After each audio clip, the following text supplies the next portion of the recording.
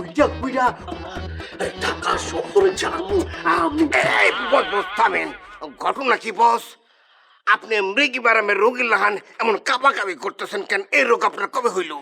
ওরে এটা বলে মৃগী রোগ, তোরা সবসময় ছোট লোক ছিলি, ছোট লোকই থাকবি। না, এটা ঠিক কথা, কথাটা বড় মজবুত বলছেন, কিন্তু এটা তো বংশগত ব্যারাম। আপনার বাপদাদা 14 গোষ্ঠীর মধ্যে এরকম ছিল। আনবাফারিং নেটওয়ার্কের জাত, আমার কোনো রোগ না, আমার কোনো মৃগী রোগ না। আমি এটা আনন্দ প্রকাশ করতেছিলাম বড়ি নাড়া নাড়ায়া। আনন্দ প্রকাশ করতেছিলেন বুড়ি না রে? কিন্তু কেন বস, কি হয়েছে আপনার?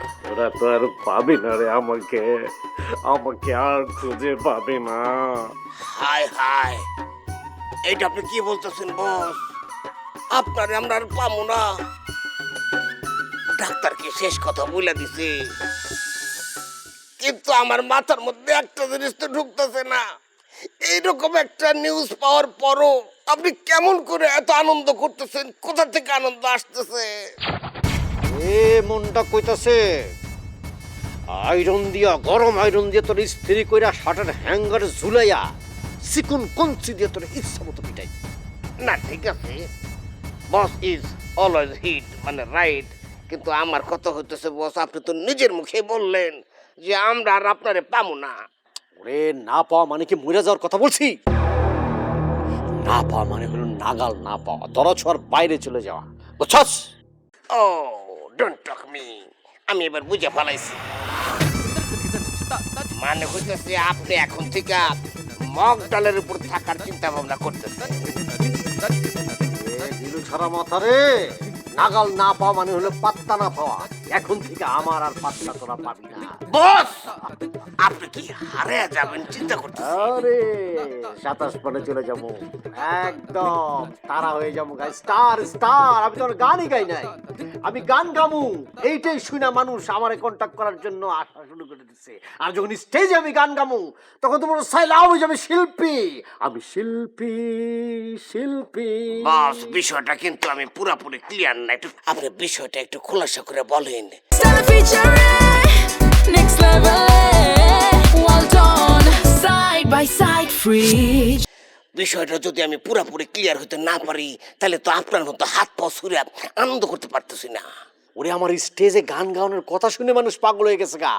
আমি গান না গাইতে হিট হয়ে গেছি রে। ওরে ভাইরাল, আমি হিরো হয়ে গেছি। Boss please, I am the request, আমি অনুরোধ করে বলতেছি জিনিসটা একটু ক্লিয়ার করেন। যদি পুরোপুরি না বুঝি, আমি তো আনন্দটা বুঝা করতে পারতেছি না।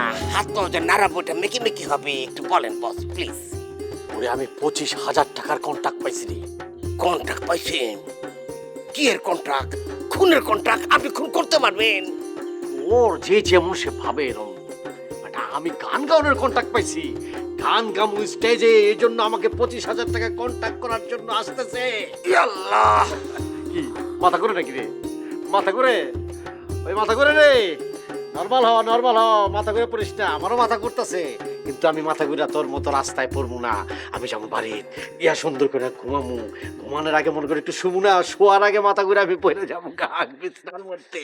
ওরে আমি জ্ঞান হারাবো, মরে যাবো, বাঁচাতে পারবে না তো। আমাকে মা, এটা আমি কি শুনলাম? মজনু ভাই গান গাইব, 25,000 টাকা পাইব? বললা বললাম শেষ, এটা কেমন সম্ভব? হ্যাঁ, না, তার মতো আমারও বাড়িতে যা জ্ঞান হারানো উচিত।